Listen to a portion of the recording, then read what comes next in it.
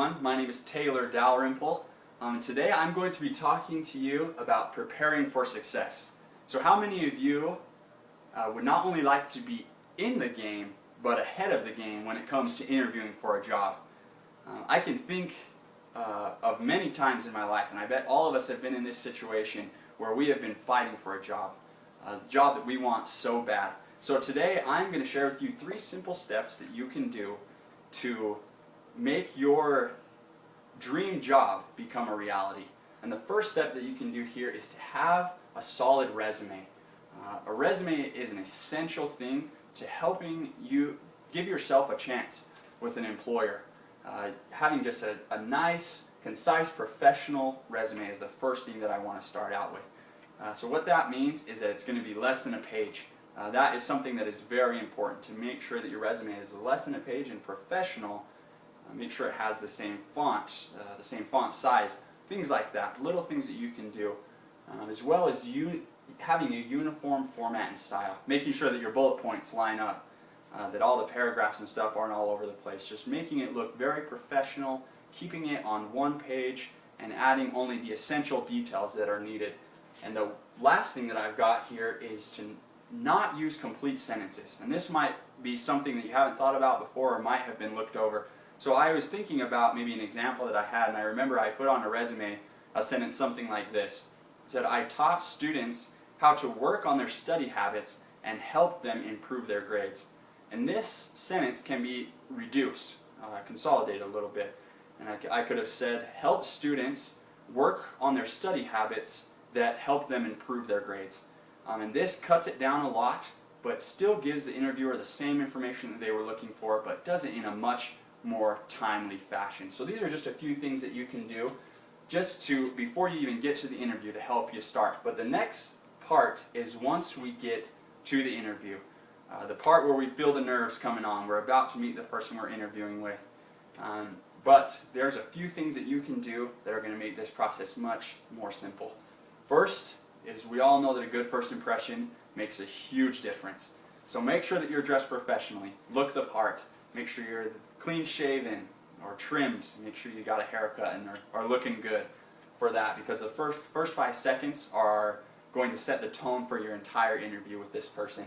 Then once you get into that interview, the biggest thing is just to take a deep breath and relax, because there are going to be so many nerves, and you're going to be nervous, wanting to do well, but just take a breath and you'll do fine.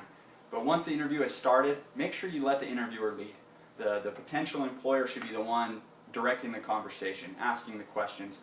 It's easy when you're nervous to start sputtering stuff out and giving unneeded details. Make sure that they are the ones leading, because at the end they're going to give you an opportunity to ask questions, to give details about yourself. So just be patient and wait for that to come. And when it does come, don't overdo it. Make sure that you ask professional and relevant questions. Don't be asking about your salary or how many vacation days you're going to get from the job. Ask for additional qualifications that you can have, something that they're looking for in their employees. And these things are essential to do. And one last thing that I would say is make sure that you come prepared with some questions in your mind that the interviewer might ask you before, because the more prepared you are for this interview, the more relaxed you're going to be and be able to answer questions on the spot and give good responses. But you might think that after that interview is over, you're done.